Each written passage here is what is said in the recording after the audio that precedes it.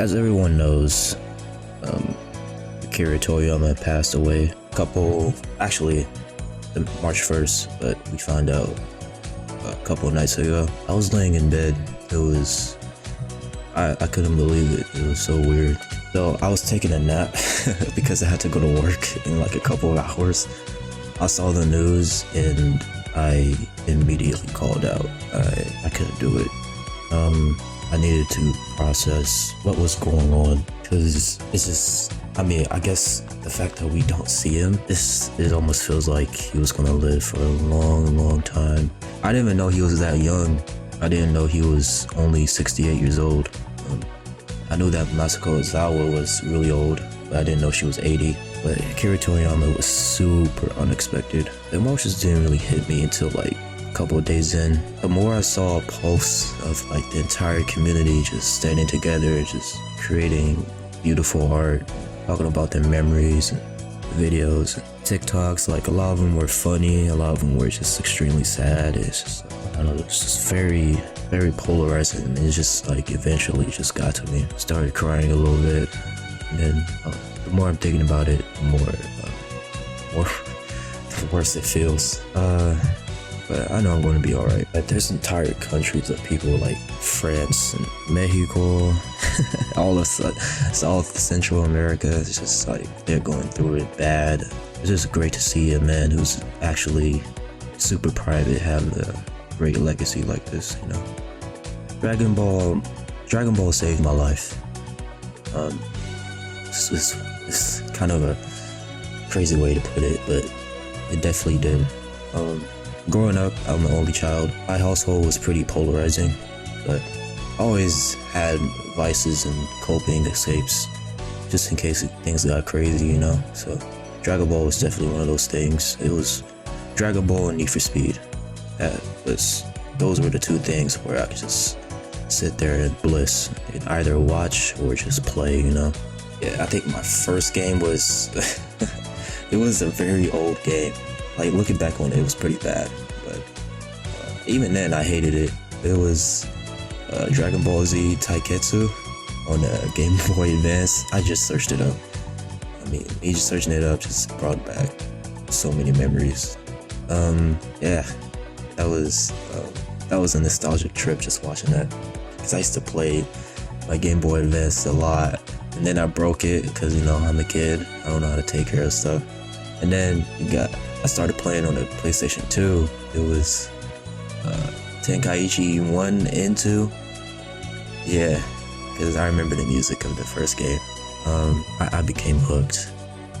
I remember one night I was Kid Goku fighting Arale, and she was whooping my ass. She was destroying me, and I hated it. She was making me so mad. I hated her for the longest time.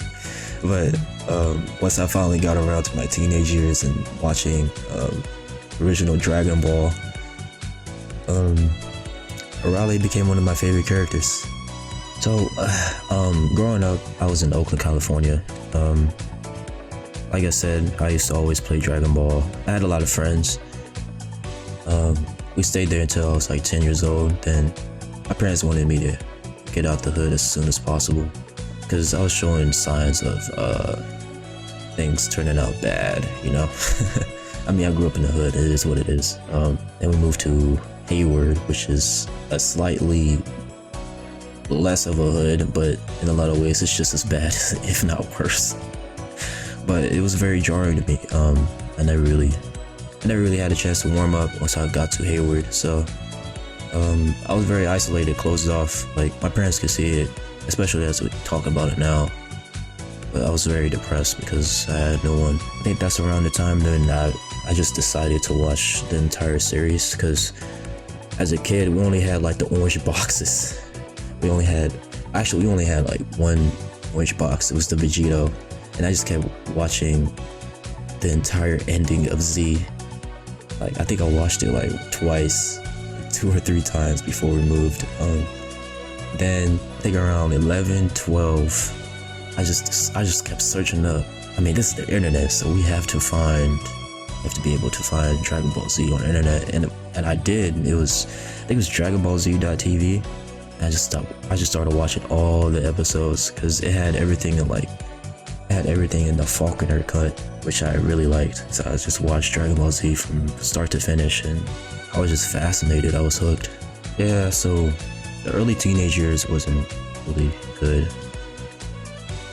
So there was a lot of stuff going on at home and at school, you know.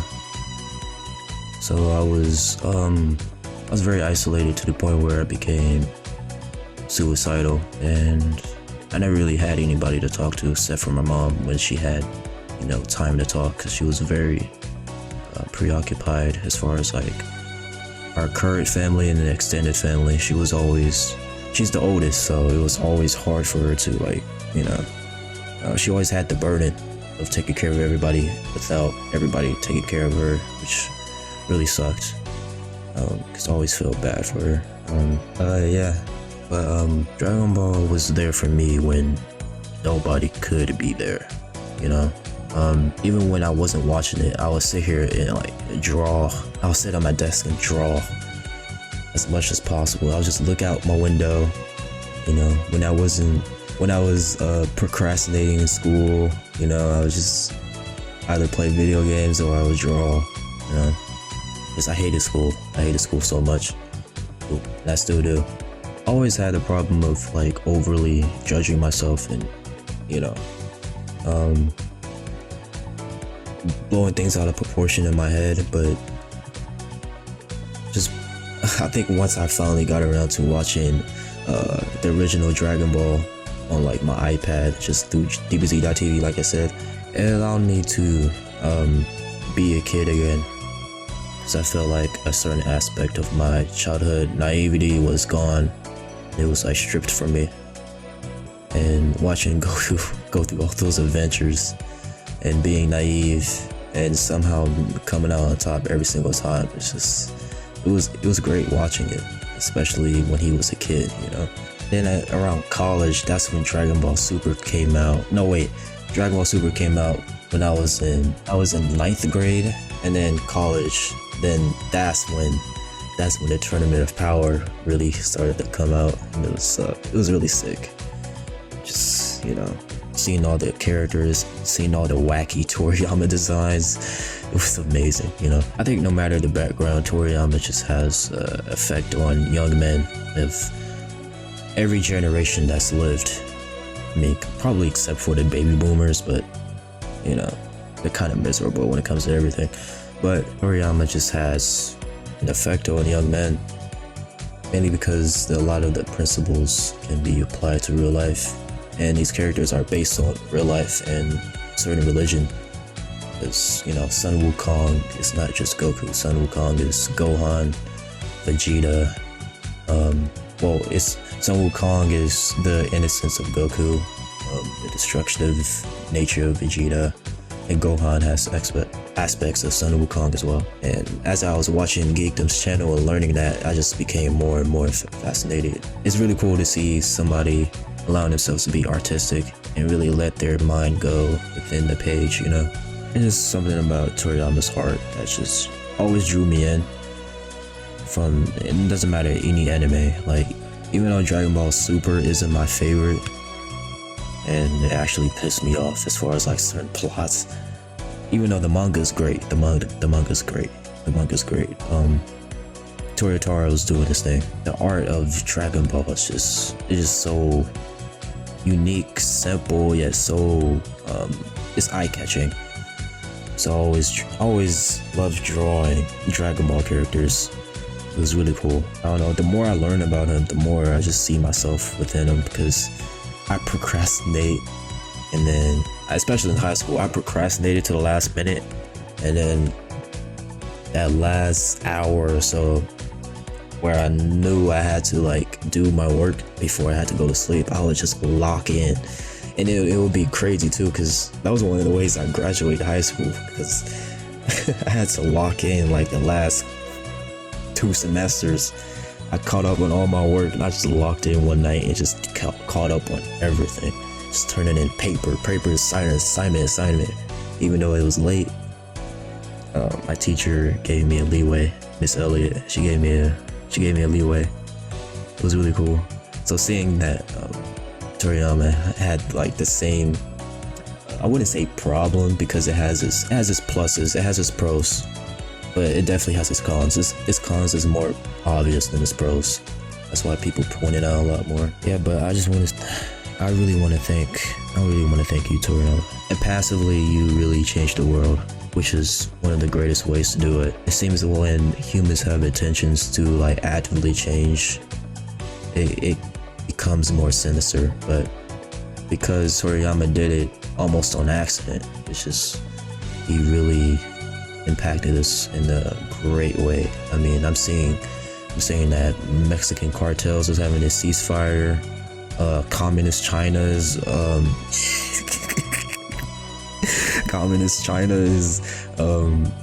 doing a memoir for him, or I can't even think of the word. They're celebrating and grieving Toriyama. I know Japan's going through it like crazy. I feel so bad for you guys. You guys, the world lost a great, and Japan lost a titan. So I hope all of you don't really take this as too much of a grief, more as a celebration, because if he didn't decide to be the person that he is now, we wouldn't even have Dragon Ball, and a lot of people wouldn't have the jobs that they currently have now, from YouTubers to animators to designers to writers. Like, Toriyama is the reason why a lot of us are here where we're at right now, you know? So take the time and just really let it inspire you to be great. This goes to show too, I mean, I think Toriyama, I think he started around his late 20s or 30s as far as like animation. He was unemployed. It's just like, yo, you work on your own time. I mean, either way, you still have to get to work, right? It's better to start early, but it's never over till it's over. There's a reason why Gohan's my favorite is because of Future Gohan. And Future Gohan definitely has a mentality, because he adopted it from his harsh life, and especially Goku. Yeah, that's why Goku is becoming one of my favorite characters ever. Just ever in fiction, you know. He's very Superman in a way. He never gives up. The episode of Future Trunks still gets me to this day, especially if you watched Dragon Ball Z Kakarot. That is the one of the saddest. I remember playing it, even though I seen the cutscene like a couple years ago. I played it recently. I played it like 6 months ago, if not a year ago. Yeah, I couldn't. As soon as I heard him screaming in pain and dying, and then I see Trunks transforming, and then it gets to this cutscene which is 3 years later. It's like, I can't do this. I can't do this. Chest hurts. It was cloudy that day, and I just couldn't do it, man. In a lot of ways, Future Gohan is the person I aspire to be. I respect tragic characters a lot, just like with Kakarot. There's Bardock too. Bardock is an amazing character. After playing Kakarot, I just got a new perspective, especially since a lot of the translations are very much accurate and the writing is accurate. I really got context on like each character, and I ain't gonna lie, the whole Bardock episode is extremely sad the more you thought about it. It's just crazy how one man can really change the world. Toriyama Sensei, I wanna thank you for changing so many lives for the better. I wanna ultimately thank you for saving my life. You know, you save so many lives without really realizing it, and that's the best way to do it. Best way to change people is to not forcibly try to change them, is to give them the idea that they can change, and then watch the flower grow from there. And that's exactly what he did. I'm gonna end the video by showing the drawings that I made when I was younger, or I'm gonna just put it throughout the video. I'm gonna just do that. It's people like this, because it's so weird. I don't get how racism exists when you have people like this all across the world. Like, it's the dumbest thing in the world. I mean, there's gonna be a small bonus, but I grew up I grew up going to school at Stonehurst, which turned into Fretu Komatsu. So Fretu Komatsu was a person who fought against Japanese discrimination in California, right? So seeing that at like 10 years old and having his wife come out and like deliver speeches when I'm like 10 years old, it's like it's been instilled in me from childhood that racism should never be a thing. It's just all about the individual, right? And it's people like this that it's people like Fred and Akira, Masako, Ryo Uekawa. I probably butchered that. I love his voice acting, by the way.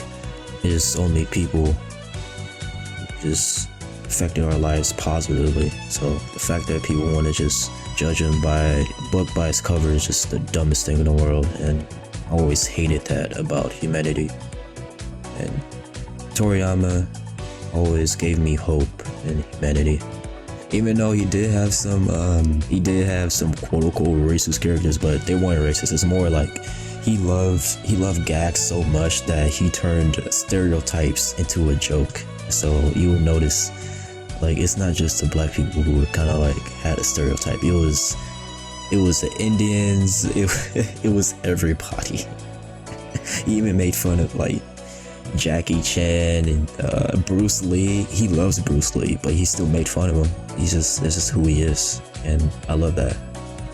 So authentic, and we could all learn from a person like this. Hopefully this inspires all of us to be better, live better, love better, laugh better, create better. It's the end of an era. It's the end of an era. I mean, we can see it, like all the older people who created the entertainment that inspired us today are passing, you know? And it's just so unfortunate. But it's only unfortunate if we do nothing about it. As long as we keep the legacy alive by creating our own legacy, we as a collective should be fine. We as individuals should thrive. Masako Ozawa, I pray for your health and well-being. Ryo Uekawa, all the voice actors, English, Sean Schemmel, Chris Sabat, every single character that's voice acted, I pray for all of you.